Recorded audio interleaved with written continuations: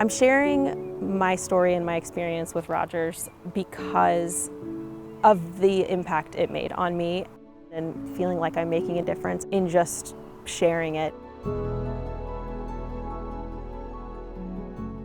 Growing up, I think anxious tendencies were always there, but because I didn't have the language to talk about it, it just seemed normal. High school is when I started noticing on my own terms that the way I process was kind of getting in the way of just my everyday life. College is when I started noticing maybe some more depression, which I had not been super familiar with. I don't think people could tell because I was so concerned about making sure I looked okay to everyone else. It's amazing how much one's own brain can get in the way when there is disordered thinking and when intrusive thoughts become overwhelming to the point that you didn't know you could challenge them.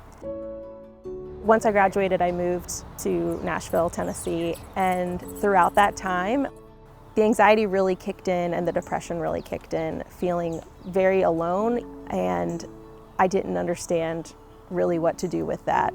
The moment I had the thought of, well, what would it be like to not wake up, I knew something was off.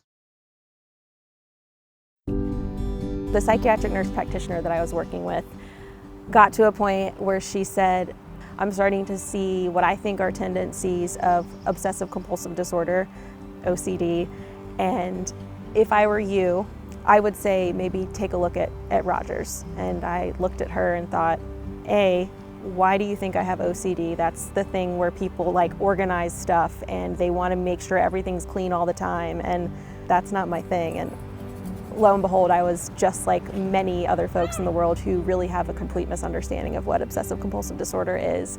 And it was with that conversation that I reached out to Rogers Behavioral Health here in Nashville and was terrified while doing so.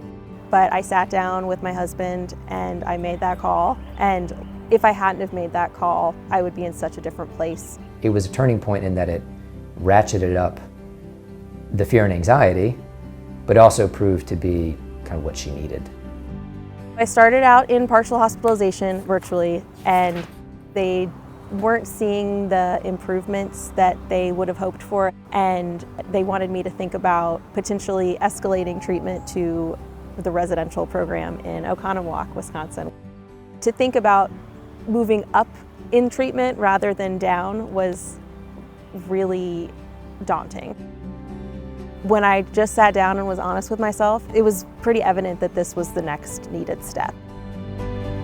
I think the biggest thing I learned at residential that was kind of the light bulb moment was for someone who is always hard on themselves and has never understood the concept of self-love or being kind and has only ever berated oneself, to see that there's another way to speak to yourself. Simple as it sounds, that really helped me continue to move through it.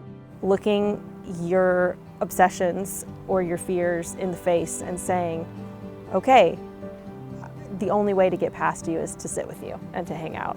To see her transitioned into treatment, then to go on to residential, then step back down, to navigate getting back into work and reintegrating kind of things into her life, and then now to be able to speak publicly about it, which is one of her greatest fears, is really astonishing. Can't speak more highly of the work that she did and also of the support that she had at Rogers. It's still challenging. It will always be a challenge, but it's a whole different world after the care and support that was provided to me, and I'm extremely grateful for it. It is facing the unknown and leaning into the unknown that makes such a big difference. It's a never-ending journey, but I have the tools now.